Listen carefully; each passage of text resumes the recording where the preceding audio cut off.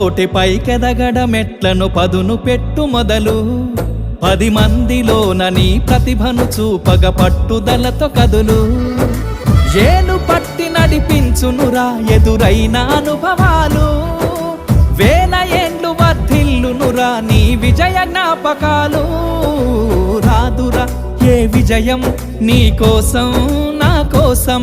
ఎటుపోదురా నువ్వు చేసిన కష్టం ఎప్పటికైనా సొంతం కాలంతో పయనించే వాడికి కానిది ఏముంది